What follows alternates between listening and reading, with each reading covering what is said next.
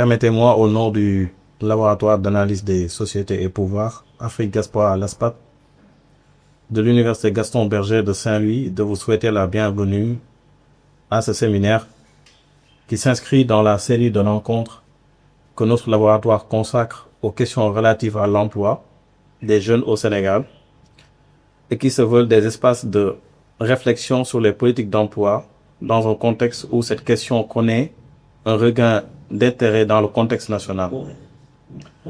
Il est en effet devenu presque réflexe dans le champ des politiques publiques, comme d'ailleurs dans celui de la recherche, d'associer les enjeux de l'emploi à la jeunesse. Les données statistiques, aussi bien nationales qu'internationales, convergent pour montrer que les jeunes constituent le groupe social le plus exposé à la vulnérabilité et à la précarité sur le marché du travail. Donc cette situation justifie que l'essentiel des interventions publiques dans le domaine de l'emploi leur soit destiné dans une tentative d'apporter des réponses à ce que d'aucuns qualifient de crise de l'insertion. Traditionnellement, les États peuvent agir sur l'emploi à travers deux leviers majeurs. D'abord, le recrutement dans la fonction publique, mais aussi l'absorption par le secteur privé. Or, dans le cas du Sénégal, la capacité d'absorption cumulée de ces deux secteurs est structurellement limitée et incapable d'accueillir l'ensemble de l'offre de travail qui est en constante expansion.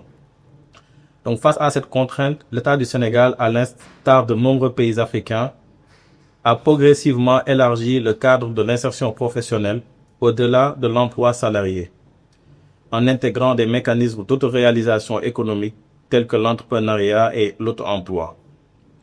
Cette orientation n'est d'ailleurs pas une innovation politique. Déjà en 1981, on a eu le plan d'urgence pour la création d'emplois, le PUS, avec le programme des maîtrisards chômeurs lancé en 1982. Cette dynamique s'est accentuée à partir des années 2000 et s'est davantage consolidée aujourd'hui avec la mise en place de nouvelles générations de structures, parmi lesquelles l'ANPEJ ou la DER/FJ, pour ne citer que ces deux-là. Cependant, les différentes initiatives que nous venons de citer ont révélé des limites structurelles allant de leur conception à leur mise en œuvre. Les objectifs assignés n'ont que rarement été atteints. Les interventions se sont souvent réduites au financement ponctuel de projets dont la viabilité économique est faible et surtout l'impact sur la création d'emplois stables est très limité. Cette situation pose une question fondamentale sur le rôle de l'État dans la garantie d'emploi, car tout comme la santé publique ou la salubrité publique, la garantie de l'emploi relève également dans une certaine mesure des responsabilités régaliennes de l'État. Dès lors, lorsque celui-ci se décharge partiellement de sa fonction d'employeur direct ou indirect, tout en maintenant une stratégie d'emploi dont l'effet d'entraînement sur l'économie nationale est marginal, ne risque-t-on pas d'arriver à une situation dans laquelle la promotion de l'entrepreneuriat des jeunes devient moins une politique d'emploi qu'une fuite en avant de l'État? Donc c'est autour de cette question centrale qui est à la fois provocatrice, je le reconnais, et essentielle, que se structurera notre réflexion d'aujourd'hui. Et justement, nous avons un invité dont le parcours et les travaux collent parfaitement avec la thématique du jour. Il s'agit du Dr Codelo, qui est directeur des études de la planification et du suivi-évaluation à la DER/FJ, la Délégation générale à l'entrepreneuriat rapide des femmes et des jeunes. Il est économiste statisticien de formation et cumule plus de 16 années d'expérience dans la recherche scientifique, aussi bien à l'étranger qu'au Sénégal. Ses travaux portent principalement sur l'emploi, l'entrepreneuriat, la pauvreté, l'inclusion socio-économique et l'éducation. Il est également l'auteur de plusieurs publications scientifiques, dont un ouvrage récent publié en avril 2025 intitulé « Chômage et emploi au Sénégal, analyse critique et solutions pratiques », qui s'inscrit d'ailleurs directement dans le prolongement du thème que nous abordons aujourd'hui. Donc, le docteur Le nous fera l'honneur de présenter une communication d'environ 40 minutes, à l'issue de laquelle nous ouvrirons une séance d'échange et de discussion avec le public. Donc, docteur, je vous passe la parole pour votre présentation. Je tiens à remercier chaleureusement le laboratoire LASPAT pour l'invitation et également pour l'intérêt porté à mon travail. C'est véritablement un honneur et un plaisir de pouvoir échanger et partager autour d'une grande problématique du moment, vous l'avez souligné tout à l'heure, à savoir le chômage et l'emploi des jeunes dans le contexte du Sénégal. Donc la communication que je vais faire s'articulera autour de 3 grands points.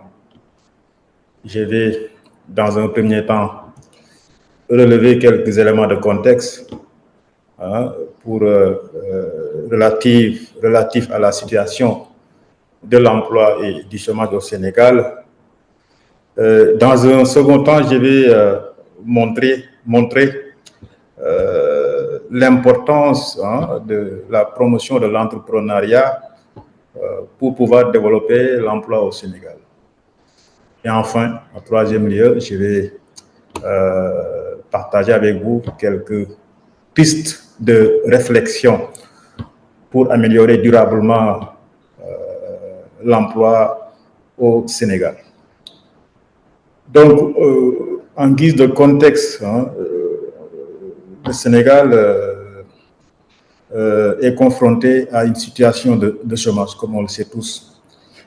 Les chiffres publiés par l'Agence nationale de la statistique et de la démographie, ANSD, au deuxième trimestre 2025, montrent qu'il y a un taux de chômage qui tourne autour de 19%. Et on se rend compte également qu'il y a beaucoup de disparités d'ordre spatial, territorial, puisque les populations des campagnes sont plus touchées par le chômage comparé aux populations urbaines. Les femmes également sont plus concernées par le chômage, avec un taux de chômage qui tourne autour de 34% contre quasiment 8% pour les hommes. Les jeunes également, les jeunes sont davantage touchés par le chômage. Les moins de 35 ans représentent 24%, alors que chez les adultes, le taux de chômage qui est observé représente environ 14%. Mais ce qu'il faut retenir ici, c'est que les chiffres sur le chômage au Sénégal restent quasiment stables. Ça tourne autour de 20%. Donc, au cours de ces dernières années, donc, on a un taux de chômage qui tourne autour de 20%. Donc, c'est relativement élevé. Cela également montre la persistance du taux de chômage, qui reflète une incapacité à intégrer durablement la jeunesse sur le marché du travail.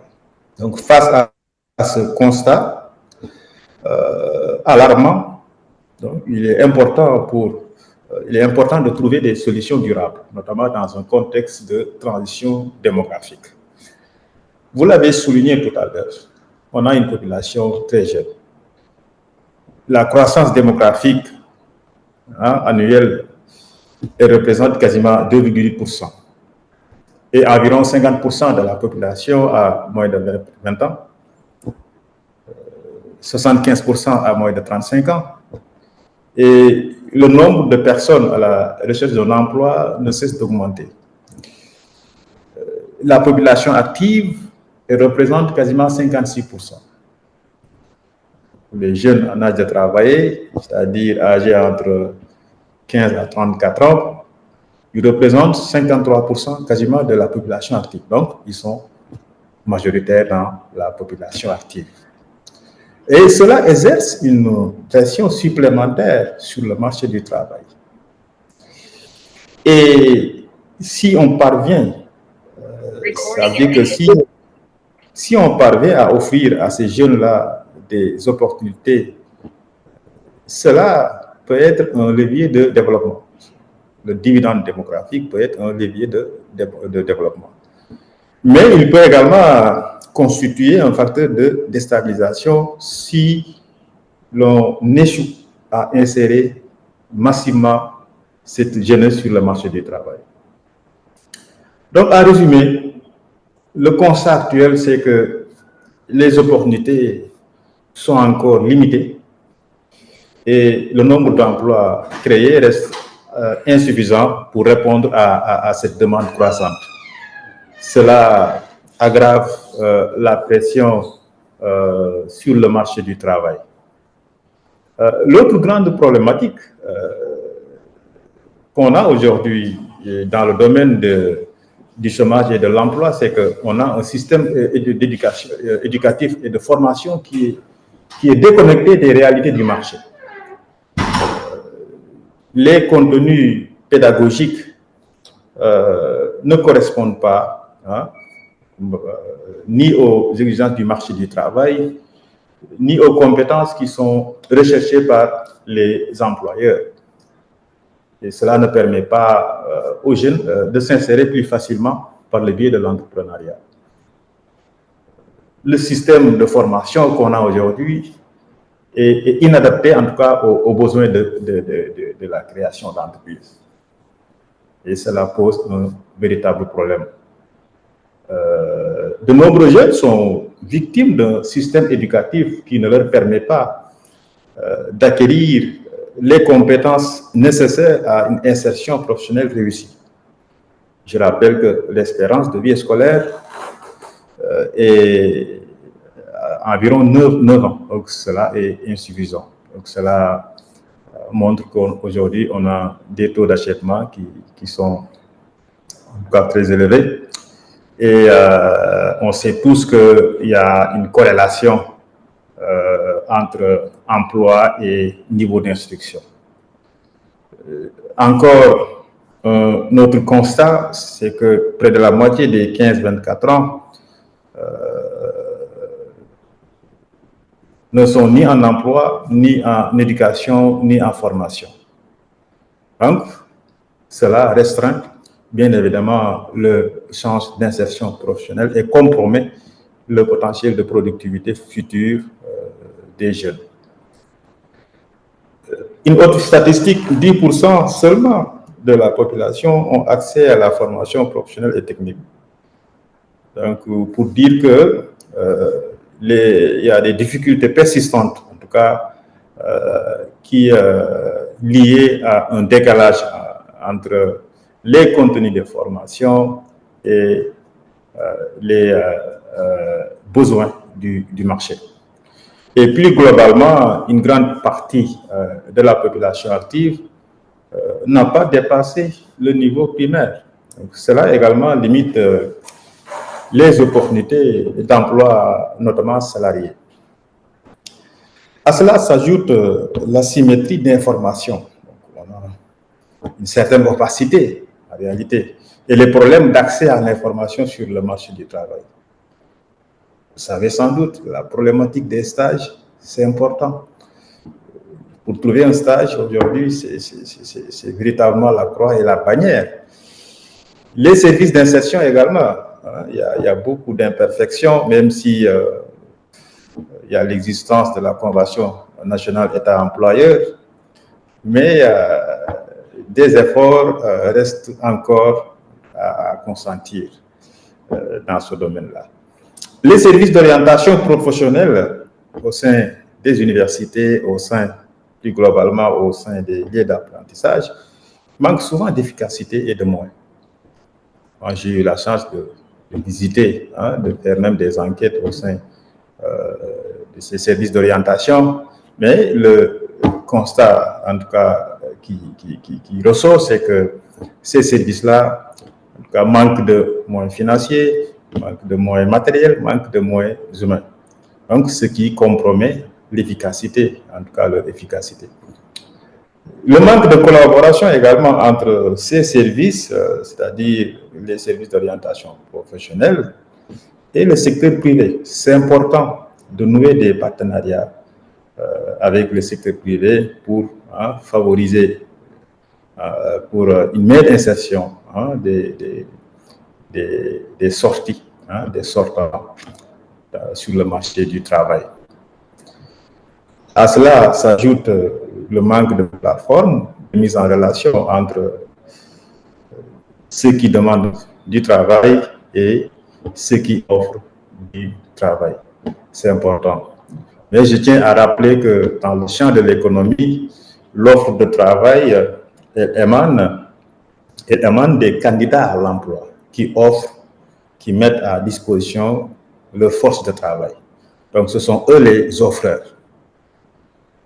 La demande de travail, par contre, elle émane des entreprises, des employeurs qui souhaitent recruter de nouveaux salariés pour faire face à leurs besoins productifs et opérationnels.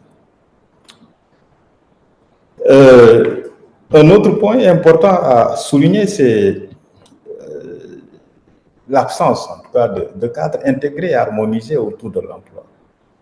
Surtout lors des années précédentes, il y a eu beaucoup d'imperfections qui ont été constatées dans la définition et la mise en œuvre des politiques d'emploi dans le passé.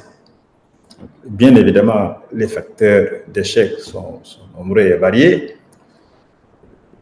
Il n'y avait pas en tout cas de vision globale autour de la question de l'emploi. La coordination institutionnelle était déficiente. On a également noté un manque d'articulation entre les programmes, une prolifération des initiatives. En tout cas, il y a beaucoup de structures qui ont souvent les mêmes missions, qui interviennent sur les mêmes cibles et qui ont parfois le même périmètre d'intervention. Et cela compromet l'efficacité des interventions et des efforts. Cela installe même une confusion dans les services offerts aux candidats à l'emploi. Je pense qu'avec le nouveau agenda de transformation au Sénégal 2050, quand même on peut espérer que ces questions-là vont connaître une issue en tout cas favorable, puisqu'il y a un projet de restructuration, il y a un projet de rationalisation qui est en cours d'élaboration. Donc, on attend les résultats. Il n'y a pas également un système d'information qui est centralisé autour de l'emploi. Il n'y a pas véritablement une plateforme qui permet de compter les chômeurs, qui permet de les suivre dans le temps et dans l'espace. Il n'y a pas aussi un bon système de suivi et d'évaluation. C'est important pour pouvoir mesurer les progrès, pour pouvoir rectifier, pour pouvoir bâtir des bonnes stratégies. À cela s'ajoute la faible territorialisation des politiques d'emploi. Souvent, c'est des programmes qui sont génériques, qui ne prennent pas en compte les besoins locaux en matière d'emploi. Ça aussi, c'est un véritable problème. Et pour illustrer cela, je pense que vous savez sans doute, le programme Xëy Ndaw ñi est une illustration parfaite de l'absence de cadre intégré et harmonisé autour de l'emploi. Le programme Xëy Ndaw ñi a été lancé en avril 2021 par le président Macky Sall suite aux manifestations de mars 2021. Donc, c'était un programme d'urgence. Mais malheureusement, ce programme n'a pas été mieux pensé. Le temps était trop court pour pouvoir concevoir un bon programme pour faire face au chômage des jeunes. Et cela a eu des répercussions dans la mise en œuvre de ce programme. Donc, en fin de compte, les résultats espérés n'ont pas été obtenus. Donc, pour montrer que vraiment, il y a ce problème de coordination, de déficit de coordination institutionnelle. Il y a ce problème de cadre, d'absence de cadre intégré et harmonisé. Je pense que ce problème sera derrière nous, puisque il y a une nouvelle politique nationale d'emploi qui est en cours d'élaboration par le nouveau gouvernement du Sénégal. L'autre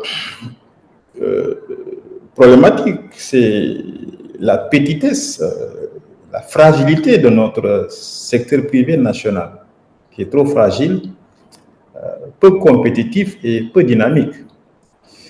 Alors que le secteur privé devrait être le moteur de la croissance économique et de la création d'emplois. Mais on sait qu'aujourd'hui, le secteur privé peine à jouer pleinement son rôle. Sa contribution à la création d'emplois reste encore très modeste. Au Sénégal, on a très peu de grandes entreprises. Il y a 0,2% du total. Les grandes entreprises représentent 0,2% du total. Donc, ça veut dire qu'on ne crée pas assez de champions locaux, puisque 80% des grandes entreprises sont aujourd'hui sous contrôle étranger. Donc, cela installe une dépendance du Sénégal vis-à-vis des marchés internationaux. Cela limite la création de valeur ajoutée à l'intérieur du pays et rend l'économie vulnérable par rapport aux fluctuations des marchés mondiaux. Et les bénéfices également qui sont générés par ces entreprises ne contribuent pas suffisamment à l'économie locale, ne contribuent pas à l'emploi. Le tissu économique du Sénégal, c'est composé de petites et moyennes entreprises qui sont majoritairement dans les services et le commerce. Donc très peu de PME sont dans les secteurs primaires et secondaires. Alors que pour véritablement lutter contre le chômage, il faut investir, il faut développer les secteurs productifs. À côté, on a également un service financier qui est très peu efficace. Les banques, en général, elles financent que les entreprises qui sont rentables. Ça veut dire que les entreprises en phase d'amorçage ou bien en phase de démarrage n'ont aucune chance d'être financées par le service financier. Ils n'ont pas d'historique. Le risque, en tout cas, est aux yeux des banques est élevé. Donc, c'est des entreprises parfois qui peinent à trouver de l'accompagnement, du financement nécessaire. Les problèmes d'accès au marché, etc., pour dire que les PME, il y a beaucoup de problèmes, il y a beaucoup de difficultés. Une statistique, environ 60% des PME sont en cessation d'activité après la première année d'anniversaire. Cela pose le problème de la pérennité, de la durabilité. Ce qu'il faut retenir également comme constat, c'est qu'on a une économie qui est dominée par l'informalité. Le secteur informel, on a un secteur informel qui absorbe beaucoup, mais qui s'est structuré. Il représente quasiment 41% de notre PIB et abrite 97% des unités économiques et près de 50% des actifs occupés. Mais en réalité, le secteur informel joue un rôle ambivalent. C'est vrai, c'est un secteur qui demeure un filet de sécurité, en ce sens qu'il offre à une grande partie de la population un moyen de subsistance. Comme disait feu professeur Abdou Salam Fall, qui a postfacé mon ouvrage, le secteur informel reste un réceptacle précaire. Il précarise l'emploi et restreint les possibilités d'intégration dans des emplois formels décents et propices à l'expansion. Les acteurs également du secteur informel manquent souvent de soutien nécessaire au développement de leurs activités. De nombreux jeunes, peu instruits, se tournent aujourd'hui vers le secteur informel où les emplois sont souvent précaires et mal rémunérés, ce qui crée un cycle défavorable qui les maintient dans des situations économiques fragiles. Dernier constat, les opportunités aujourd'hui qui sont offertes par certains secteurs comme l'agriculture ne sont pas pleinement exploitées. L'agriculture, au sens large, ne parvient pas aujourd'hui à absorber une bonne partie de la main-d'œuvre disponible. La part de l'agriculture dans le PIB, c'est 17%, alors qu'elle représente 34% de la population active occupée. Cela veut dire quoi? Cela veut dire que ces chiffres suggèrent une faiblesse de la productivité par acteur et par surface cultivée. Donc, malgré le poids important du secteur primaire dans notre économie et dans l'emploi. Je ne vais pas revenir sur les nombreuses causes qui font que l'agriculture ne parvient pas à absorber une bonne partie de la main-d'œuvre disponible. Vous savez, la problématique de l'eau. On a une production agricole qui dépend largement de la pluviométrie. Environ 67% des ménages agricoles au Sénégal dépendent de l'agriculture pluviale. Donc, cela veut dire qu'il y a des défis d'accès à l'eau qu'il faut relever. La problématique des intrants de qualité, les défis liés à l'accès au foncier, la mécanisation agricole, les infrastructures également, de stockage et de conservation, le problème de la transformation des effets du changement climatique, l'accès au marché, l'utilisation également de la main-d'œuvre qui est souvent peu qualifiée et relativement précaire. Donc tout cela font qu'aujourd'hui, on a une agriculture vraiment qui ne parvient pas à jouer pleinement son rôle. Maintenant, je vais peut-être montrer en quoi l'entrepreneuriat constitue une alternative face au chômage persistant des jeunes. Selon l'Agence nationale de la statistique et de la démographie au sujet de la situation dans la profession, les salariés représentent seulement 39% de la main-d'œuvre actuelle, 39% des salariés. La majorité de la population occupée est constituée de travailleurs indépendants, presque 52%. Et les travailleurs familiaux représentent quasiment 9%. Chaque année, il y a environ 300 000 jeunes qui arrivent sur le marché du travail. Donc, selon les travaux réalisés par le professeur Ali Mbaye, 300 000 jeunes arrivent sur le marché du travail, alors qu'en 2023, selon les statistiques officielles, il y a seulement 61 000 contrats de travail qui ont été visés par l'inspection du travail, par les services compétents. Donc, cela montre qu'il y a un déséquilibre structurel du marché du travail.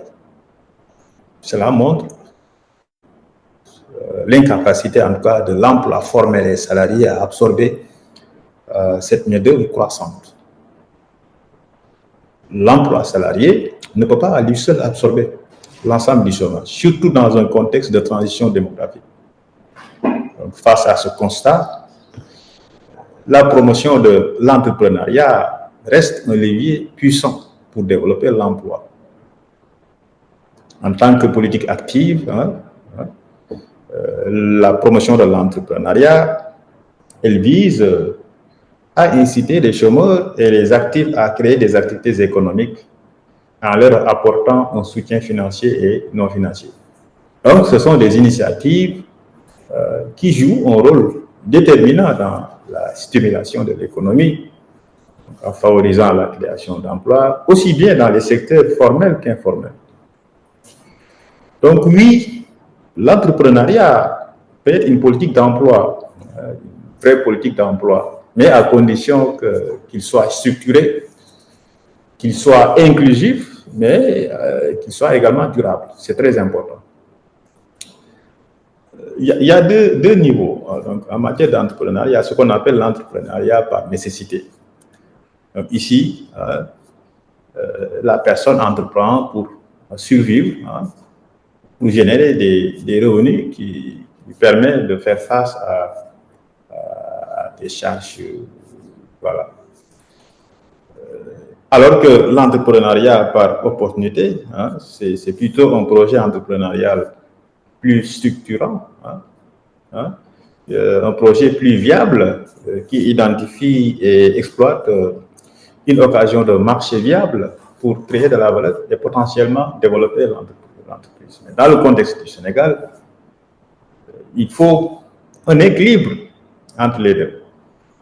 Parce que si on ne finance pas l'entrepreneuriat par nécessité, donc on risque de laisser en rade les populations vulnérables, les populations qui vivent dans une certaine précarité. Mais on sait tous que pour créer de la valeur, pour créer de la richesse, pour créer également de l'emploi, il faut beaucoup miser sur l'entrepreneuriat par opportunité. L'entrepreneuriat par nécessité est important parce que ça favorise l'auto-emploi, mais si on va aller dans une dynamique de massification de l'emploi, il faut véritablement investir stratégiquement dans l'entrepreneuriat par opportunité.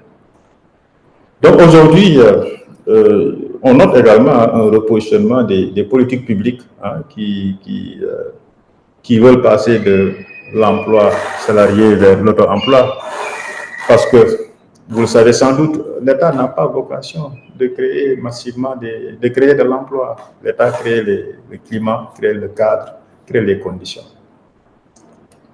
Et c'est le secteur privé, porté par les PME, par les grandes entreprises, les entrepreneurs qui doivent véritablement créer massivement de l'emploi.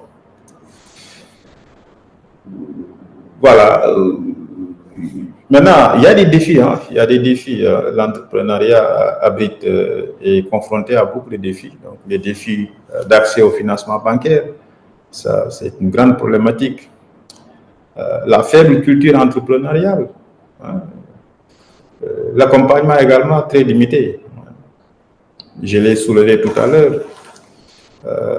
Pour avoir un financement auprès des banques, auprès des institutions de microfinance, c'est très compliqué.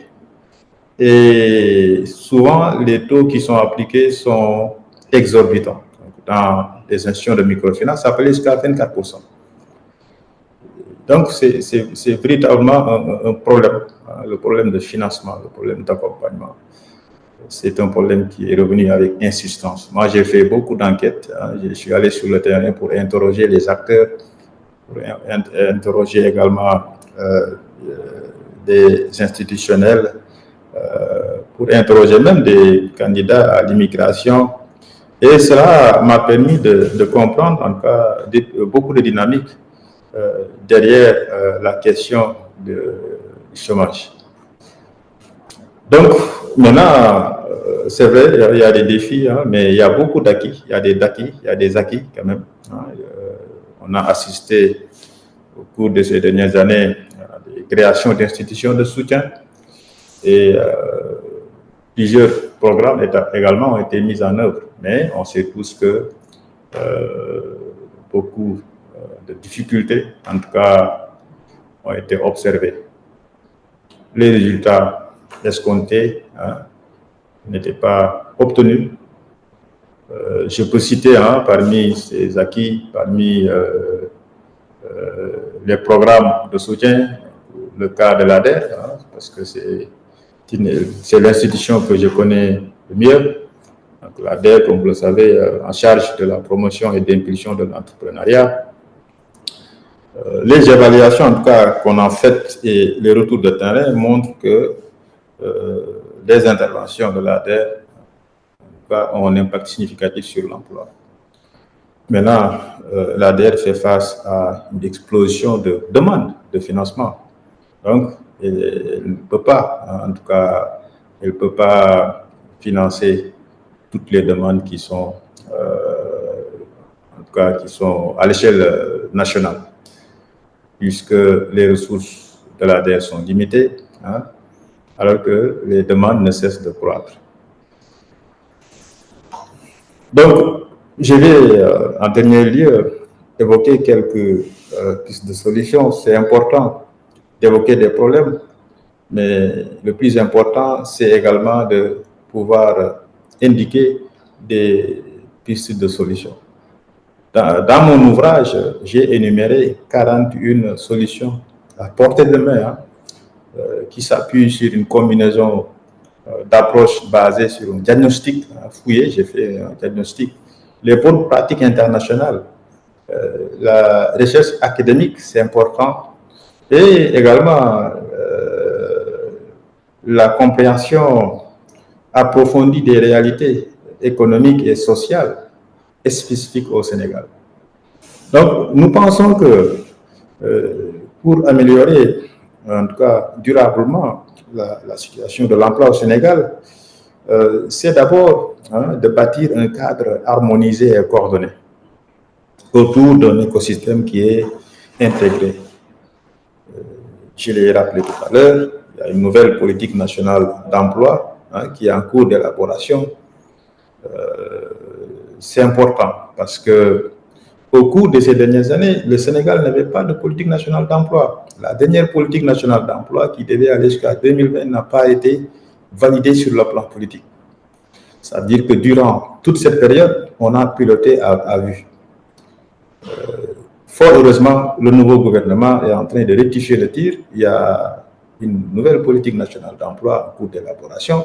Maintenant, cette nouvelle politique, il faut aussi qu'elle harmonise en tout cas les initiatives actuelles, encore trop dispersées. Il faut que cette politique favorise la collaboration entre les différentes structures d'accompagnement et elle doit également répondre aux besoins du marché du travail.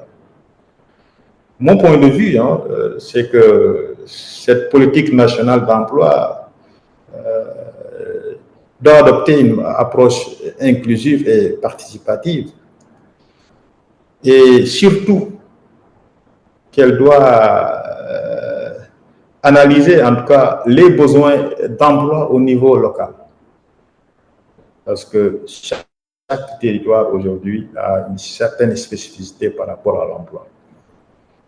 Et enfin, un bon système de suivi et évaluation de tous les programmes de soutien à l'emploi, c'est très important. Des réformes également devraient être engagées. Le domaine de l'éducation et de la formation, pour mieux préparer les jeunes. C'est très important. Il faut élargir, certes, l'accès à l'éducation, améliorer la qualité de l'éducation, c'est important. C'est les bases. Donc, il faut que les gens soient instruits, il faut que les gens aillent à l'école. On ne dit pas aux gens d'aller jusqu'au bout. Tout le monde ne peut pas aller à l'université. Donc, il faut un système qui nous permet de détecter, en tout cas dès le secondaire, les apprenants qui ne peuvent pas, dont on juge en tout cas inaptes pour continuer pour le cursus scolaire. Et ces gens-là, ces apprenants-là, on peut les orienter vers une formation professionnelle et technique. Donc, cela suppose également qu'il faut élargir l'accès à la formation professionnelle et technique, mais tout en garantissant également la qualité. C'est très important. Les réformes il faut engager des réformes qui visent en tout cas, à prendre, qui visent à dispenser des apprentissages, des formations qui sont utiles, des formations recherchées par les employeurs. Donc c'est très important parce que c'est cela, en réalité, qui va faciliter l'intégration des jeunes sur le marché du travail. Je l'ai dit tout à l'heure, la formation professionnelle est importante, le développement également des compétences techniques comme numériques, les sciences, les mathématiques, l'ingénierie, etc., etc. L'intelligence artificielle sont aujourd'hui incontournables. Si on veut véritablement anticiper, si on veut véritablement créer beaucoup d'emplois dans le futur, il faut vraiment préparer ces jeunes-là. Hein. Il faut les doter de compétences numériques, c'est très important, qui devraient être des leviers clés pour renforcer leur employabilité, hein, faciliter également leur insertion professionnelle. Renforcer également l'éducation entrepreneuriale, c'est-à-dire dès le secondaire et même à l'université, il faut, hein, des modules qui traitent de la question entrepreneuriale pour préparer les jeunes, pour préparer les étudiants, hein, à une vie d'entrepreneur. C'est très important. Le secteur privé également. Le secteur privé, c'est vraiment la base. Hein, c'est très important. Il faut instaurer un environnement favorable au développement du secteur privé. Hein. Favoriser également une coopération étroite entre l'État et les acteurs privés. Une coopération également entre les centres de formation, les universités et le secteur privé.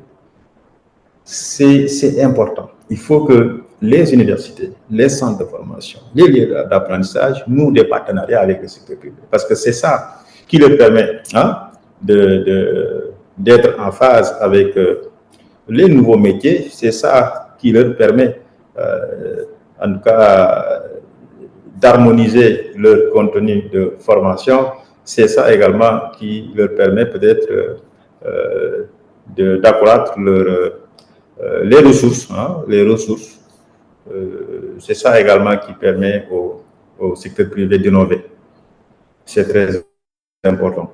Le secteur financier, il faudra également des réformes, répondre afin que ce secteur réponde aux besoins de financement des entreprises pour faciliter leur croissance. Il est important de mettre en place des mécanismes de financement innovants, hein, développer la bancarisation progressive des jeunes. Donc ça également, c'est très important. La formalisation, la question de la formalisation, parce que une structure, une PME qui n'est pas formalisée, elle aura des difficultés à accéder au financement, elle aura des difficultés à accéder au marché. Donc c'est très important de pouvoir formaliser les entreprises, de pouvoir formaliser les initiatives entrepreneuriales. Le secteur informel, il faut accompagner l'informel, le secteur informel, dans sa transition vers le formel, tout en le modernisant. C'est très important. Cela passe naturellement par des mécanismes d'accompagnement adaptés au secteur informel. Moi, je ne vois pas le secteur informel comme un danger. Hein. Il présente des avantages, mais il présente également des inconvénients. Mais c'est une réalité économique. C'est-à-dire que d'ici 20 ans, 30 ans, on va continuer à parler du secteur informel. Donc, c'est une réalité économique. Donc, il faut affronter. Donc, il faut vraiment des produits financiers sur mesure, hein, à destination du secteur informel. Il faut également les accompagner pour une meilleure structuration. C'est très important parce que c'est cela qui va offrir des emplois durables. C'est cela également qui va réduire la précarité, hein, dans ce secteur informel, dans ce secteur. L'une des solutions également pour lutter contre le chômage, c'est de soutenir massivement l'entrepreneuriat. Donc, il faut créer un véritable continuum emploi, entrepreneuriat, à travers des formations, à travers l'incubation, le financement, mais également l'accès au marché. Je l'ai souligné tout à l'heure, étant donné que l'emploi salarié ne peut pas à lui seul absorber l'ensemble du chômage, il est important d'investir stratégiquement dans l'entrepreneuriat de masse, susceptible d'intégrer un grand nombre de jeunes. Donc cela nécessite non seulement d'accroître les financements, mais aussi de renforcer l'appui non technique, tout en assurant un suivi adéquat. Des initiatives visant à promouvoir l'insertion professionnelle des jeunes dans le secteur du numérique devront également être déployées à grande échelle. Il faut valoriser l'entrepreneuriat d'opportunités pour favoriser la création de richesses, la création de valeur et la création de l'emploi. C'est-à-dire qu'il faut miser sur les projets qui sont dotés d'un potentiel de développement immense. Ça aussi, c'est important. Il faut enfin un accompagnement ciblé des secteurs à fort potentiel, comme c'est le cas de l'agriculture, l'industrie ou le numérique, comme je viens de le souligner. Les secteurs à fort potentiel au Sénégal ne manquent pas. On a l'agriculture, on a le tourisme, le numérique, l'artisanat.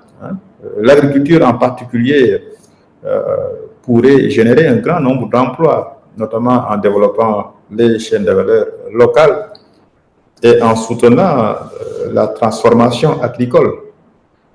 De même, le secteur industriel, bien qu'encore peu développé au Sénégal, a un potentiel important pour diversifier notre économie et pour offrir des opportunités d'emploi durables, en particulier dans la transformation des ressources naturelles et la production locale. Donc, c'est important d'avoir un bon système, en tout cas un bon secteur, un secteur qui permettra en tout cas de transformer nos ressources naturelles, de transformer nos ressources agricoles, parce qu'en réalité, c'est ça qui crée de la valeur, c'est ça qui crée également de l'emploi. Je l'ai souligné tout à l'heure, l'artisanat, le tourisme présente également des opportunités importantes en matière de création d'emplois. Le numérique, l'innovation également sont des niches qu'il faudra exploiter. Donc, je pense que je ne peux pas énumérer toutes les pistes de solutions, que je vous renvoie à mon ouvrage pour découvrir peut-être les autres pistes de solutions que j'ai proposées. Je pense que je suis au terme de ma présentation. Donc, je serais enchanté, en tout cas, de recueillir, d'avoir vos retours, vos questions, vos contributions, observations par rapport à cette présentation. Je vous remercie. Merci beaucoup. Merci beaucoup. Merci beaucoup. Docteur, pour votre présentation très fournie en information. J'essaie un peu de rappeler les différents points sur lesquels vous êtes revenu. Dans un premier temps, vous avez fait un diagnostic général et complet du problème, en rappelant notamment les principales causes. Vous avez parlé de l'employabilité, même si c'est un concept, comme vous le savez, qui ne fait pas l'unanimité. Certains pensent que si on assiste à ces taux élevés de chômage et de sous-emploi aujourd'hui, c'est parce que les jeunes ne sont pas employables.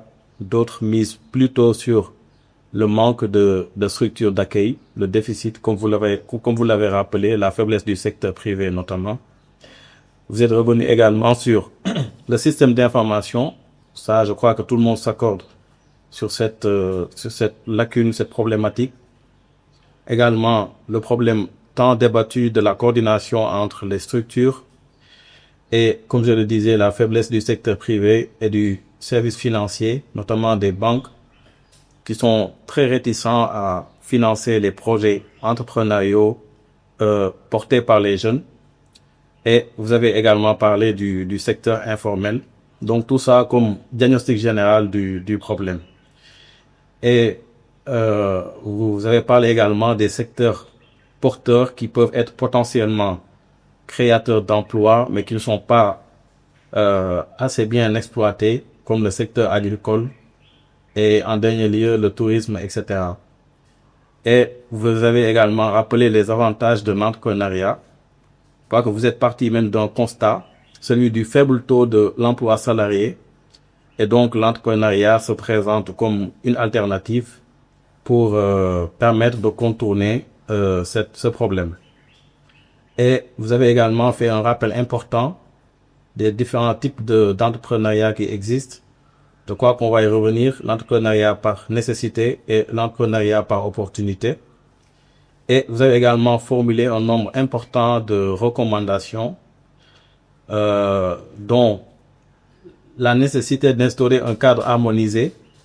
Je crois qu'aujourd'hui, ça s'impose et on va y revenir également au niveau des questions pour contourner justement la faible coordination qui existe aujourd'hui entre les différentes structures et l'impulsion de la nouvelle politique de l'emploi qui est une innovation du nouveau régime, même si le processus n'est pas encore enclenché, mais si on sait que le Sénégal s'est doté de son premier document de politique nationale d'emploi en 1997 et que depuis lors, il n'y a pas encore eu un document de politique, en tout cas général, qui permet de connaître la vision de l'État en matière d'emploi. Donc parvenir à élaborer une nouvelle politique de l'emploi, comme vous l'avez rappelé, serait vraiment une innovation et une nouveauté. Et au titre des recommandations, toujours un bon système de suivi et évaluation, réforme du système de formation pour contourner ce dont on parle toujours de l'inadéquation entre formation et emploi. Même si on n'a pas toujours défini de quelles compétences on a réellement besoin pour parvenir à l'adéquation formation-emploi. On dit toujours que les formations reçues par les jeunes dans les universités, etc., ne sont pas adaptées au marché du travail. Et pour autant, on n'a pas toujours défini de façon très précise quelles compétences notre économie a réellement besoin. Peut-être vous allez y revenir. Également, renforcer l'éducation entrepreneuriale. Pour moi, ça, c'est très important parce qu'il faut avoir certaines prédispositions, certains prérequis pour réussir un projet entrepreneurial, renforcer le secteur privé, accompagner le secteur informel dans sa transition, comme vous l'avez rappelé. Je crois même que l'ADER joue un rôle important pour ça, à travers la centralisation du processus de formalisation. Et enfin, toujours au titre des recommandations, promouvoir l'entrepreneuriat, même si le concept d'entrepreneuriat de masse me pose un peu problème, mais on va y revenir. Donc c'était ça, juste un petit essayer de revenir sur les points saillants de votre présentation très riche. Et donc je m'en vais aux questions. La première question, comme je l'ai dit tout à l'heure, vous avez parlé de l'opposition entre entrepreneuriat de nécessité et entrepreneuriat d'opportunité. Et vous avez dit que si on n'accompagne pas l'entrepreneuriat par nécessité, on laissera en marge les populations vulnérables, ce qui est vrai. Et vous reconnaissez à juste titre que c'est l'entrepreneuriat d'opportunité, au contraire, qui peut avoir un impact durable sur l'économie et donc sur l'emploi.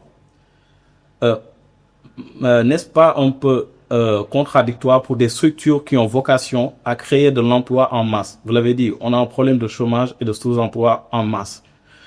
Donc, est-ce que cette logique-là n'est pas contradictoire pour ces structures? Parce que l'entrepreneuriat de nécessité n'est pas créatrice d'emplois en masse.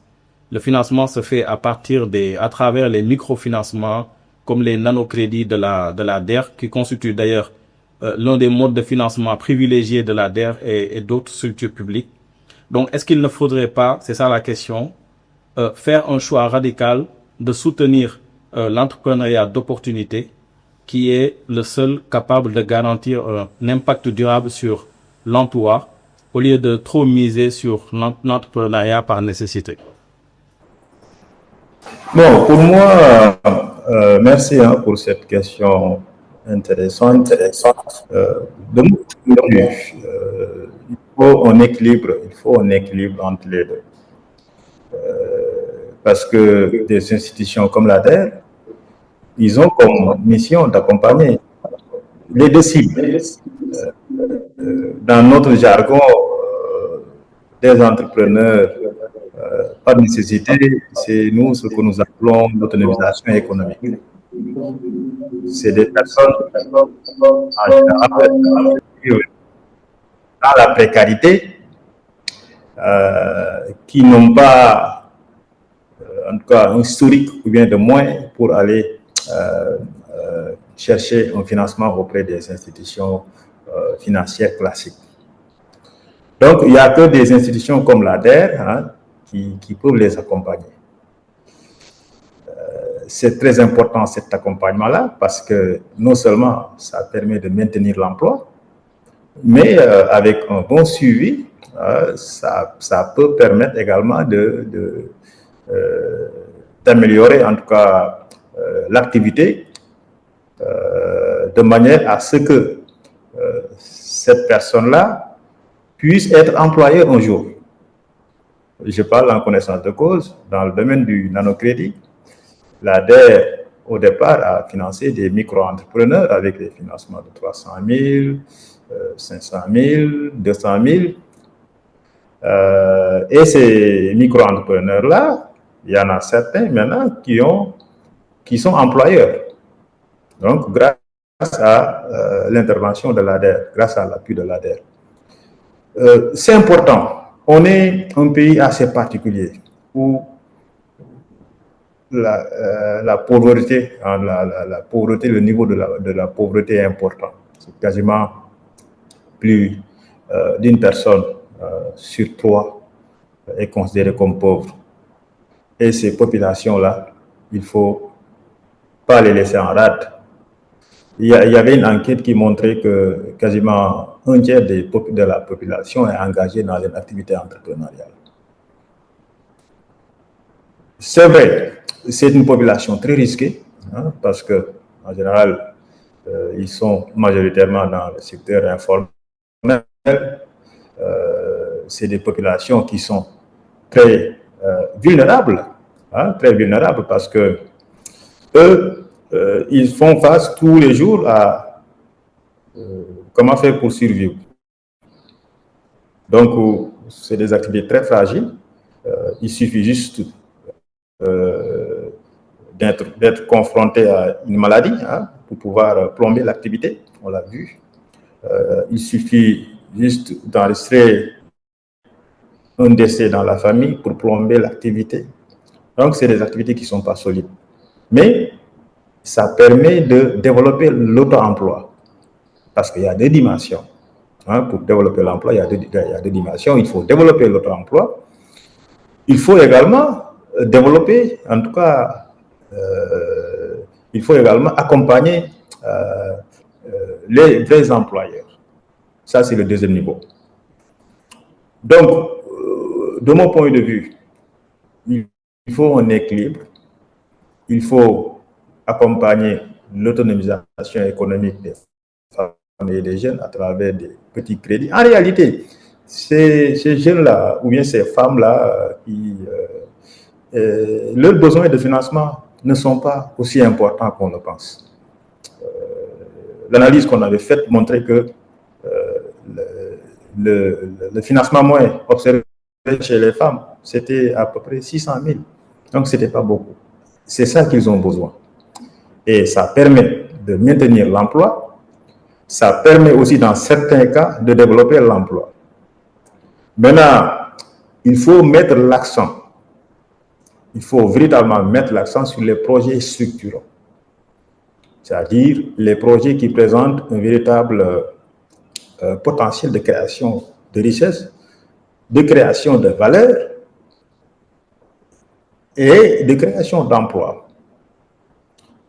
Effectivement, c'est cela qui va nous permettre de lutter efficacement contre le chômage. Mais pour résumer, je vous rejoins, hein, c'est important. L'entrepreneuriat par opportunité, mais encore une fois, l'entrepreneuriat par nécessité, c'est également une réalité économique au Sénégal. Et on ne peut pas occulter, en tout cas, cela. Pour illustrer mon propos, je vous renvoie je voudrais évoquer le cas de l'Allemagne. L'Allemagne, je pense que c'est un cas d'école. L'Allemagne, la colonne vertébrale de l'économie allemande, ce sont les PME. Des PME qui sont, en général, qui se concentrent sur une seule activité. Et cela favorise l'innovation. Cela permet également de maintenir un avantage concurrentiel. Les PME allemandes intègrent l'exportation dans leur stratégie. Ils représentent quasiment 40% des exportations. Et les salariés, ils sont impliqués dans les processus d'investissement. Donc, ils privilégient même l'autofinancement. Donc, pour montrer que, effectivement, il faut mettre l'accent sur les PME à fort potentiel, mais notre contexte économique, notre réalité économique nous autorise également à accompagner les entrepreneurs, les micro-entrepreneurs qui sont dans des situations de vulnérabilité, qui ne peuvent pas aller, en tout cas, qui ne peuvent pas avoir un financement auprès des institutions financières classiques. Donc, c'est très important. Le constat est que l'une des causes les plus notées de la faible performance des initiatives entrepreneuriales, c'est que il y a une faible préparation des publics cibles. C'est-à-dire que les jeunes qui sont les bénéficiaires de ces projets manquent souvent de familiarité avec le monde entrepreneurial, avec l'univers entrepreneurial. Et je donnais l'exemple des diplômés qui n'ont aucun lien direct avec le monde de l'entreprise, qui ne disposent pas de prérequis pour assurer la viabilité d'un projet entrepreneurial. Est-ce qu'il existe aujourd'hui au sein des structures comme la DER des processus de sélection qui permettent de garantir que les bénéficiaires présentent des aptitudes pour réussir un projet entrepreneurial? Et si ça existe, notamment à la DER, comment ce dispositif est articulé? D'accord, non, merci pour cette question. Je pense que effectivement, il y a un dispositif qui permet de sélectionner les projets viables à la DRFJ. Maintenant, c'est un processus avec plusieurs étapes. Ce qu'on fait naturellement, c'est que souvent il y a des campagnes qui sont lancées, des appels à projets, des appels à candidature, qui permettent de délimiter le champ, de faire ressortir en tout cas des critères éligibles, etc., etc. Donc, sur la base de ces informations, les candidats déposent en tout cas le dossier sur la plateforme. Ils peuvent également déposer le dossier en allant dans les antennes départementales de l'ADER. Mais dans tous les cas, ça va passer sur la plateforme de l'ADER qui permet de recueillir toutes les demandes de financement. Une fois que la demande est faite, donc il y a deux niveaux. Donc, il y a ce qu'on appelle les demandes de financement en autonomisation, qui sont en réalité des petits montants, des petits montants. Il y a également des financements plus conséquents qui peuvent aller jusqu'à jusqu'à 20 millions, 30 millions, 50 millions, et en tout cas supérieur à 2 millions. Ça, c'est le deuxième guichet que nous appelons soutien aux très petites et moyennes entreprises. Donc, concernant le premier guichet, autonomisation, donc c'est des financements de moins de 2 millions. Donc, quand on fait une campagne, on enregistre quand même beaucoup de demandes. Beaucoup. Donc, la dernière campagne qu'on a faite pour ces petits montants-là, quasiment, il y avait plus de 40 000 demandes, hein, alors qu'on devait en sélectionner que 5 000 quasiment. Donc, ce qu'on fait avec ces petits montants, on fait, il y a un scoring qui est appliqué, donc un scoring qui est basé sur des approches scientifiques connues et reconnues, qui permettent d'éliminer, en tout cas, certaines demandes. Hein, il y a beaucoup de demandes qui ne collent pas avec les conditions de financement. Il y a beaucoup de demandes de farfelues, etc. Donc, ça permet d'éliminer, en tout cas, quelques demandes. Maintenant, après, on se retrouve peut-être avec 20 000 demandes, hein, 30 000 demandes qu'on va maintenant traiter manuellement. Hein, manuellement, quand je dis manuellement, il y a une phase, il y a une analyse technique qui est faite. Hein, une analyse technique qui est faite. Si c'est un projet en agriculture, hein, c'est un ingénieur en agriculture qui va traiter le dossier techniquement. Après, il y a une analyse financière également qui est faite. Donc, sur la base de ça, maintenant, on va statuer hein, si le projet sera sélectionné ou pas. Maintenant, si c'est le deuxième guichet, c'est-à-dire soutien au TPME, là, le processus est beaucoup plus rigoureux. Donc, ça nécessite parfois des descentes sur le terrain pour vérifier effectivement que c'est des projets vraiment viables qui existent sur le terrain. On va passer plus de temps sur l'analyse technique, sur l'analyse également financière.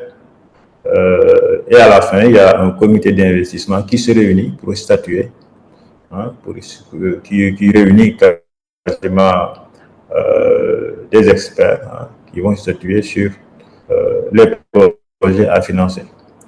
Donc, une fois que un projet est retenu, donc, à travers nos institutions financières partenaires, on déploie le financement.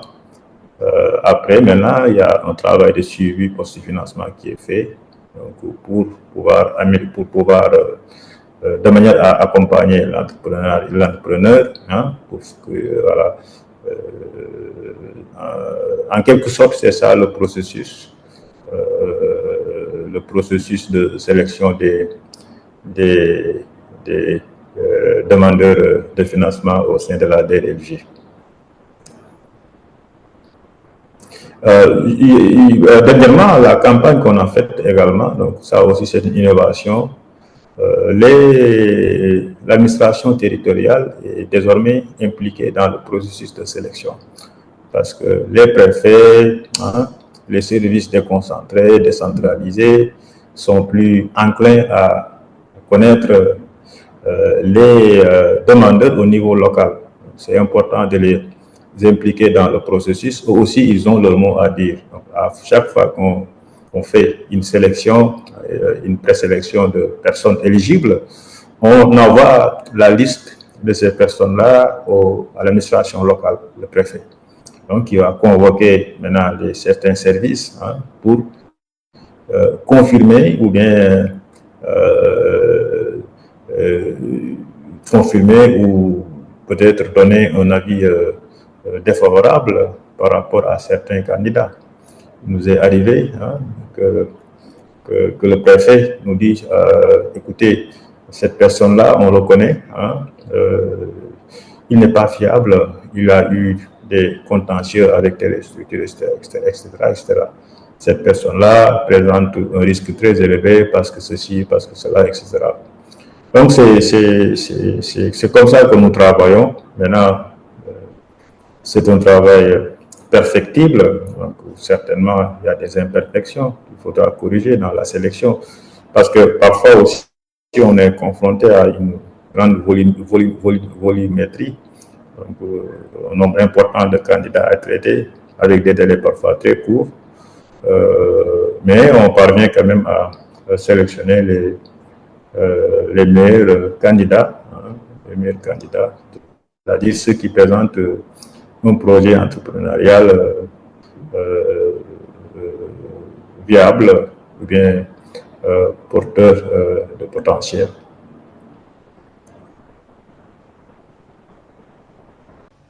D'accord, merci beaucoup, docteur, pour la réponse.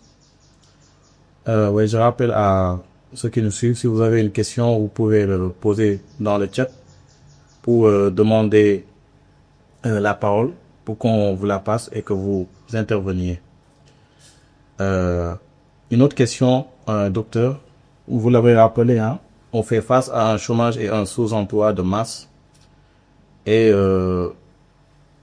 dans ce contexte, on peut légitimement s'interroger sur la pertinence, surtout macroéconomique, des mécanismes de financement comme la DER, qui sont, on l'a dit tout à l'heure, pour beaucoup centrés sur des projets individuels. Beaucoup proposent que au lieu de financement de projets individuels, de promouvoir et de soutenir des projets collectifs. C'est-à-dire que des projets portés en consortium par plusieurs jeunes. Je ne sais pas si la DER prévoit déjà ce type de financement ou si ça existe déjà. Mais c'est une proposition qui revient toujours. Donc, j'aimerais avoir votre point de vue, votre position par rapport à cette proposition de davantage promouvoir les projets collectifs qui sont portés par un groupe de jeunes sous un format de GIE ou d'autres, au lieu de trop miser sur le financement de projets individuels. Bon, effectivement, ça aussi c'est un constat qui a été soulevé. Donc c'est quelque chose que nous vivons. Donc, on sait qu'aujourd'hui, les études que nous menons, les évaluations que nous menons montrent que les projets collectifs, sur le plan de la durabilité, présentent un avantage comparé aux projets individuels. Donc, l'ADER a toujours privilégié les projets collectifs. Le nanocrédit, c'est des GIE, Donc, pour bénéficier du nanocrédit, il faut intégrer un GIE. Donc, sur la base maintenant de ça, on finance les GIE. Maintenant, avec l'avènement de la nouvelle déléguée générale, l'accent est désormais mis sur les financements collectifs.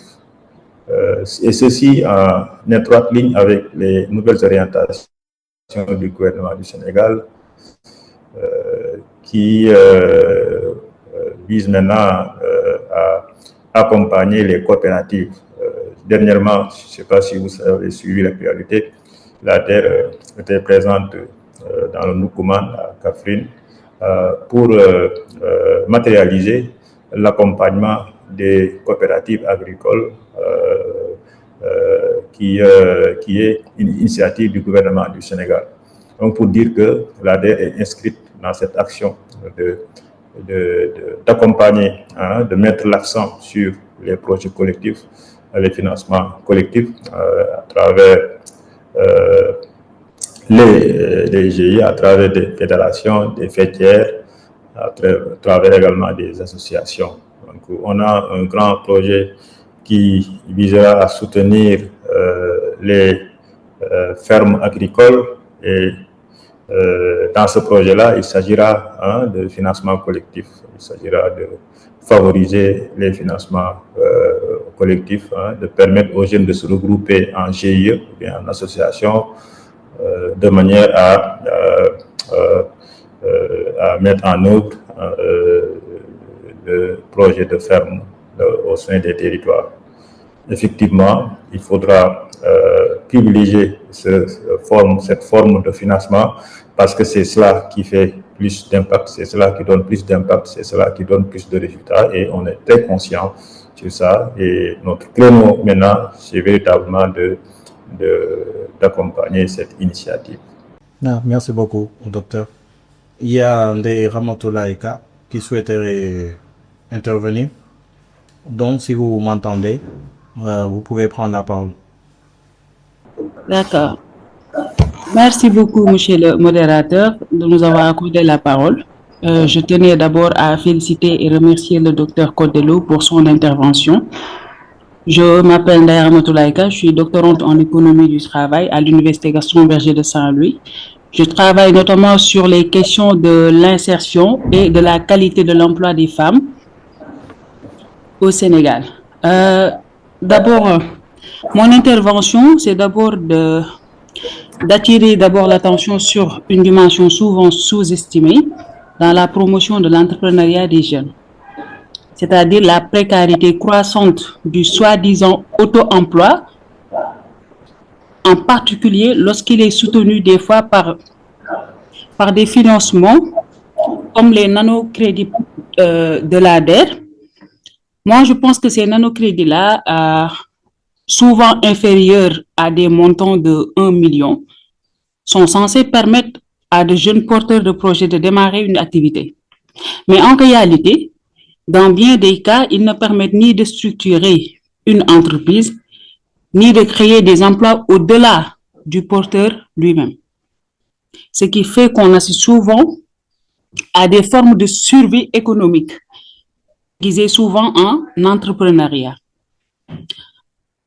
où le jeune se retrouve des fois seul, sans protection sociale, sans marge de croissance et très vite confronté peut-être à de l'inefficacité peut-être de ses investissements ou bien de l'endettement et d'autres formes qui vont faire que la réussite de cet investissement ne soit pas assurée. Moi, je pense que ce modèle d'appui, bien que massif en nombre de bénéficiaires, montre ses limites en termes d'impact réel. Et souvent, on a très peu de ces entreprises qui survivent au-delà de 2 ans. Et la logique de financement par petits montants à fort risque, sans véritable accompagnement technique. Quand je parle d'accompagnement technique, je mets l'accent un peu sur l'importance peut-être des formations en éducation financière, en système ou bien des pratiques entrepreneuriales ou bien de structuration de projets ou bien d'offres, comment dire, peut-être, je vais pas parler d'offres techniques ou bien, mais de planification à long terme pour pouvoir rentabiliser ces financements-là. Quand je parle d'accompagnement technique, c'est de ça que je fais référence. Et je pense que ça ressemble plus à une stratégie de gestion sociale du chômage qu'à une politique économique structurante.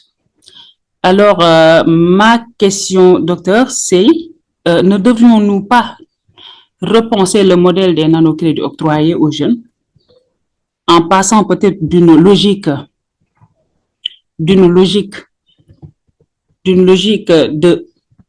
si je peux le dire ainsi, d'une logique de quantité à une logique de qualité, avec un vrai accompagnement, une sélection rigoureuse peut-être des projets et une vision de croissance réelle, au lieu de multiplier les micro-activités précaires.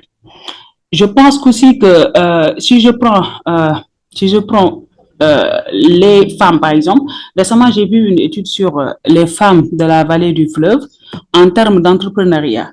Mais les problèmes auxquels elles sont confrontées sont plus d'ordre social et culturel que des problèmes de financement. Parce que des fois, ces femmes-là qui se retrouvent dans la vallée, même s'ils ont des financements, ont des contraintes peut-être culturelles ou sociales qui pèsent sur elles, notamment avec le problème d'accès aux fonciers, mais également le fait que ces femmes-là ne sont pas aussi autonomes en termes de décision entrepreneuriale. Si je fais référence ici au fait que culturellement, peut-être que ces femmes-là, même s'ils ont des financements, s'ils n'ont pas l'accompagnement de leur famille ou bien de leur mari ou le soutien de leur mari pour réussir cette cette procédure entrepreneuriale, ça peut poser problème. Raison pour laquelle j'ai jugé nécessaire de vous poser cette question-là. Est-ce qu'il ne serait pas temps de revoir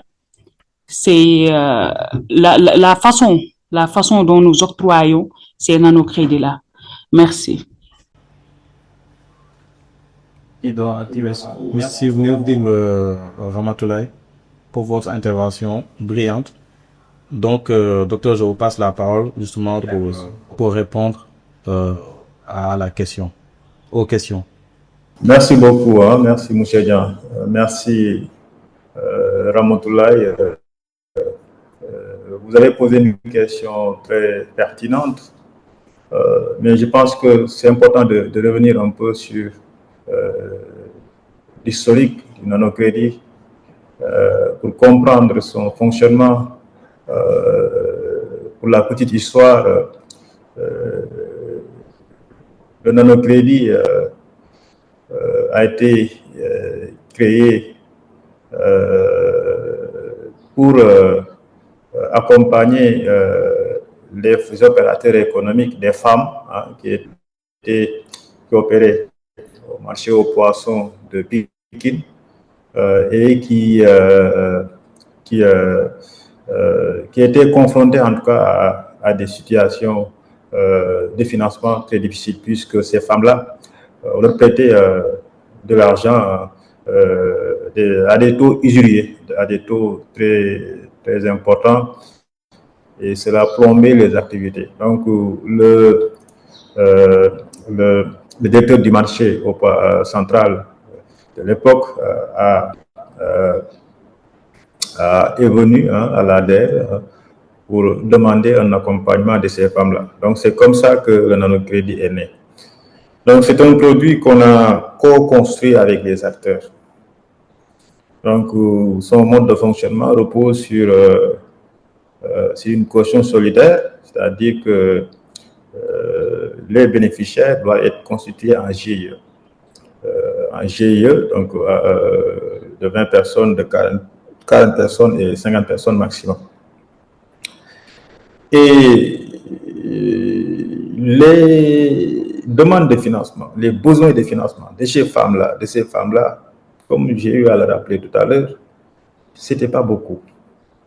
Quand on demandait à ces femmes combien avez-vous besoin, en général, elles vont te dire j'ai besoin de 300 000, j'ai besoin de 400 000, parce que à l'époque, au moment peut-être du financement, ils n'ont pas une activité qui leur permet, en tout cas, de pouvoir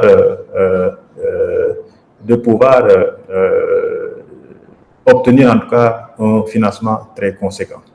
Donc, pour dire que le besoin de financement de ces femmes-là, et vraiment, c'était pas beaucoup. Donc, c'était 200 000, c'était 300 000, c'était 50 000 pour certains, c'était 100 000. Donc, sur la base de ça, l'ADER a déployé les financements. Parce que aussi, on produit un service en évaluation. On dit qu'on produit un service. Quand on le délivre, il doit être en adéquation avec les besoins de l'utilisateur. Une femme qui a un besoin de 200 000, tu lui prêtes 600 000, tu vas détruire son activité. Parce qu'elle n'est pas préparée à exercer une activité qui va nécessiter 600 000.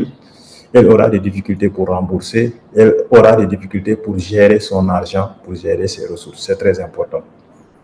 Ça aussi, c'est quelque chose qu'on ne doit pas perdre.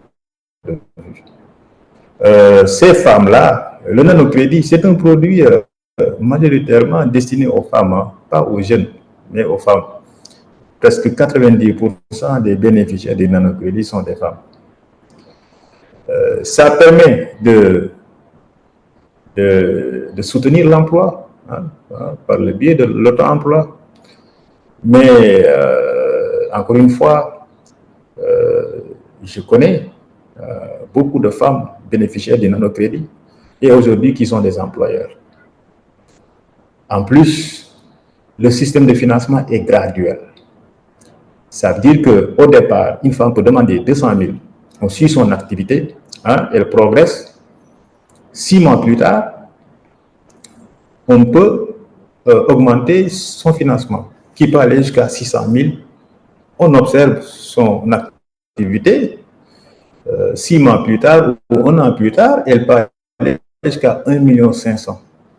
Et il y a beaucoup de femmes qui étaient dans le nanocrédit aujourd'hui et qui ont des financements de 5 millions. On ne finance pas. On ne finance pas perpétuellement le nanocrédit. On a une stratégie de sortie. On a une stratégie qui permet aux bénéficiaires des nanocrédits de pouvoir progresser, mais selon un rythme objectif, selon un rythme normal. Et ces femmes-là, c'est vrai, elles sont très nombreuses. On leur dispense une formation en éducation financière parce que pour la plupart, c'est de ça qu'ils ont besoin. La plupart, c'est des femmes qui sont dans le commerce, dans la petite transformation des produits. Donc, ce qu'elles ont besoin en premier, au-delà des formations techniques, c'est comment gérer l'argent. Ne pas confondre le bénéfice, le chiffre d'affaires et son propre argent. C'est important. C'est pourquoi tous les bénéficiaires, en tout cas les bénéficiaires du nanocrédit, en tout cas sont bénéficiaires également d'une formation en éducation financière. On a une vue d'ensemble sur ces bénéficiaires-là, on les suit. C'est vraiment un dispositif très rodé qui a fait ses preuves. Et à chaque fois qu'il y a une femme qui atteint un certain niveau de maturité dans son activité, on essaie de l'accompagner davantage à travers un financement plus conséquent. En tout cas, nous, on fait souvent des évaluations indépendantes. La dernière évaluation qu'on a faite sur le nanocrédit montre que le nanocrédit, quand même, dans l'ensemble, a eu un impact considérable sur les bénéficiaires, sur leur environnement et sur leur famille. Effectivement, c'est des personnes très vulnérables. Il y a eu des bénéficiaires qui n'ont pas remboursé parce qu'ils devaient faire face à des charges liées à la santé. Ça, on l'a vu. Ça aussi, c'est aussi le risque parce que l'ADER a choisi d'accompagner une population risquée. Ces populations-là, si l'ADER ne les accompagne pas, il n'y a aucune autre structure qui va les accompagner. Donc, c'est aussi le rôle de l'État de ne pas laisser en rade aucune population. C'est très important. C'est ça l'autonomisation économique. L'autonomisation, on peut être autonome sur le plan économique avec 200 000 francs, avec 500 000 francs, avec 1 million de francs CFA. Ce n'est pas une question de montant parfois. Maintenant, je suis d'accord, il ne faut pas les maintenir dans le nanocrédit, il faut les pousser. Il faut des stratégies qui vont permettre de développer leurs activités. Il faut une stratégie qui va leur permettre de sortir de l'auto-emploi pour que ces femmes-là soient ces bénéficiaires-là soient un jour des employeurs.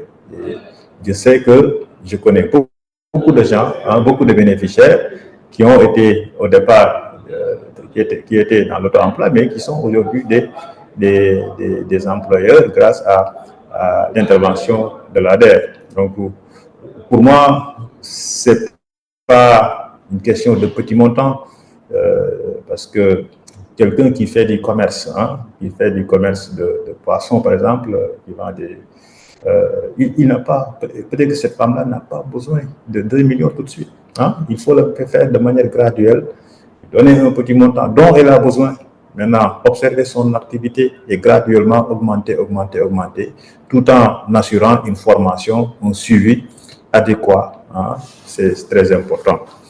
Donc, pour dire que le nanocrédit, comme tout autre produit, présente quelques imperfections, on le sait tous, mais dans son ensemble, on peut dire que c'est un produit à fort impact. C'est un produit très structuré, vraiment très structuré.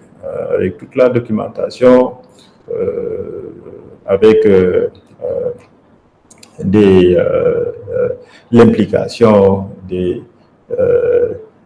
au niveau local, une forte implication au niveau local, et un financement qui est en adéquation, surtout avec les besoins de ces acteurs-là, c'est très important. Donc, c'est ça que je voulais relever par rapport à cette question, la pertinente question de Ramatoulaye. Merci beaucoup, docteur, et merci à Ramatoulaye aussi. Je crois que je vais prendre une dernière question formulée dans le chat de Djainaba. Bonjour à tous. J'aimerais savoir si l'économie sociale et solidaire dans le contexte sénégalais est un moyen approprié d'entreprise. Si c'est le cas, en quoi peut-elle contribuer à relever le taux d'emploi des jeunes? Donc, docteur Dede, j'aimerais savoir si l'économie sociale et solidaire dans le contexte sénégalais est un moyen approprié d'entreprise, et si c'est le cas, en quoi peut-elle contribuer à relever le taux d'emploi des jeunes? Bon, l'économie sociale et solidaire, elle est importante, hein? Elle est importante parce que ça rejoint un peu votre question de tout à l'heure, le fait de privilégier les financements collectifs. Parce que l'économie sociale et solidaire, sa cible, c'est les coopératives, c'est les associations, c'est également des entreprises. Donc, avec une dimension maintenant économique et sociale. Je pense que on ne peut pas parler aujourd'hui de l'entrepreneuriat sans parler de la question de l'économie sociale et solidaire. Nous, on est inscrits, en tout cas, dans ce registre-là, puisque, comme je l'ai dit tout à l'heure, nous privilégions les coopératives, les associations et également les entités sociales. C'est très important. On a eu à financer beaucoup d'entreprises sociales et nous sommes engagés en tout cas à poursuivre cette dynamique-là au sein de la DRFJ. Mais plus généralement, l'économie sociale et solidaire est important, joue un rôle important dans le développement économique d'un pays, dans le développement de l'emploi.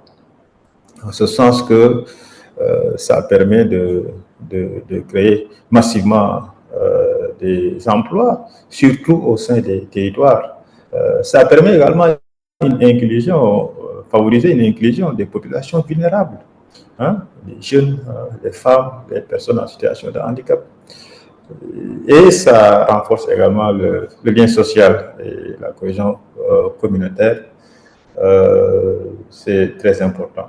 Je pense qu'il faut aller vers l'économie sociale et solidaire parce que c'est un entrepreneuriat responsable, à fort impact social, à fort également impact économique.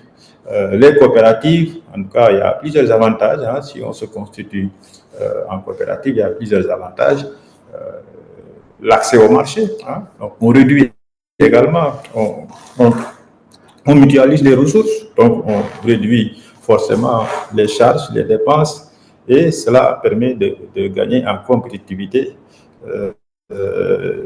et également d'accéder plus facilement au marché.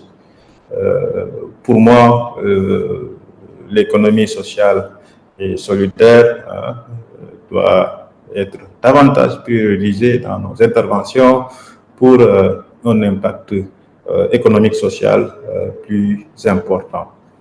Il y a une dernière question que j'ai notée, même si on a un peu débordé sur le temps, mais vu que c'est très important, et je vous demanderai à être un peu plus concis dans la réponse, s'il vous plaît. Quel est le taux de réussite des investissements et de l'accompagnement de la DER? Est-ce qu'on a des statistiques probantes? C'est ça la question. Bon, Moi, je gère le département études, surévaluation, planification. Donc, mon département est investi également d'une mission d'évaluation des interventions de l'ADER. Effectivement, il nous arrive souvent, on fait souvent des enquêtes routinières pour évaluer la performance des financements et également analyser le niveau de mortalité des entreprises que nous accompagnons. Aujourd'hui, dernièrement, on a fait une évaluation, une enquête auprès des bénéficiaires et les statistiques montraient que quasiment il y a seulement 20% des bénéficiaires qui étaient en cessation d'activité après 2 ans de financement. Donc, je trouve que c'est un bon chiffre. C'est un bon chiffre. Si on regarde des chiffres habituels qu'on a, tout à l'heure, je vous ai dit que des entreprises disparaissent, 60% des entreprises disparaissent après le premier anniversaire. Et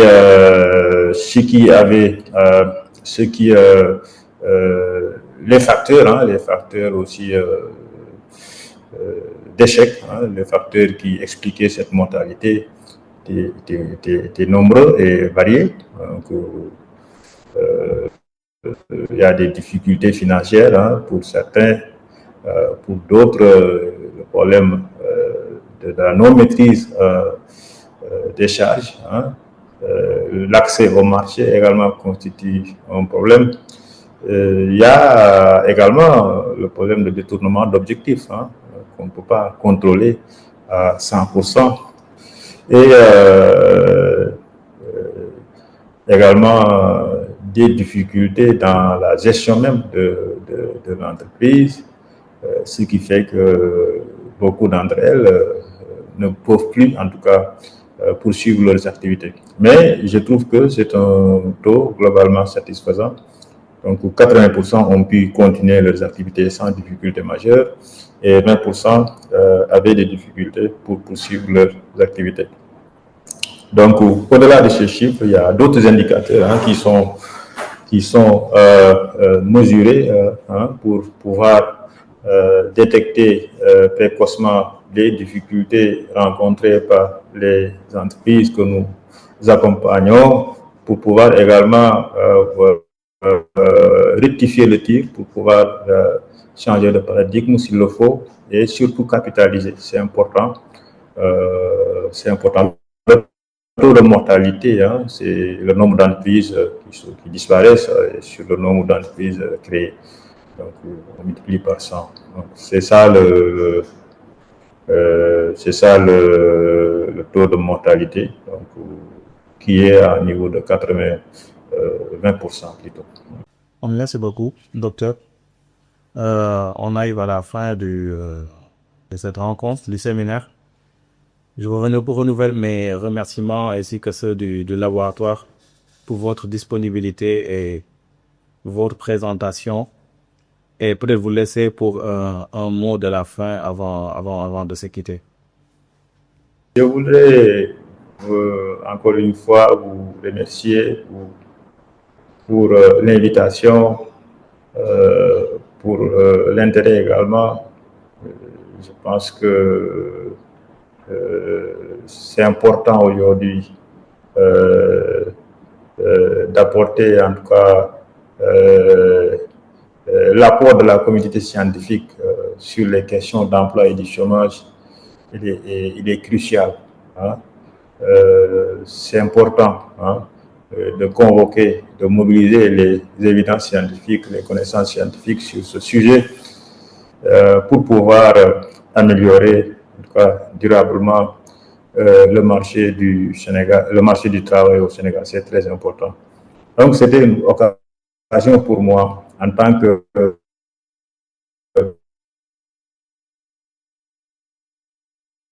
universitaire, parce que je suis également universitaire 2015, en tant que praticien également, de pouvoir échanger, discuter et partager autour d'une grande problématique du moment, savoir la problématique du chômage au Sénégal. J'ai bien aimé les questions qui sont posées. Hein. La contribution également, vos contributions également, j'ai bien aimé parce que je ne suis pas dans des certitudes. C'est vrai, j'ai écrit un livre sur le chômage et l'emploi. J'ai mobilisé pas mal de connaissances scientifiques, mais c'est un travail qui n'est pas parfait. Donc, c'est pourquoi toutes les bonnes idées, toutes les amendements sont les bienvenus. Cela permet à nous tous d'avoir une connaissance encore plus profonde du marché du travail au Sénégal.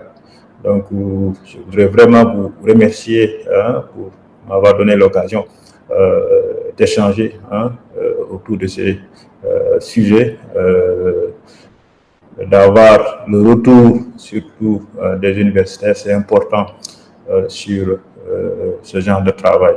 Donc, vraiment, je vous remercie et vous encourage à poursuivre dans cette dynamique de partage de connaissances, dans cette dynamique d'échange, dans cette dynamique de discussion, en tout cas, autour des grandes problématiques qui touchent spécifiquement le Sénégal. Donc, je reste encore disponible pour discuter, échanger autour des sujets en lien avec mes centres d'intérêt.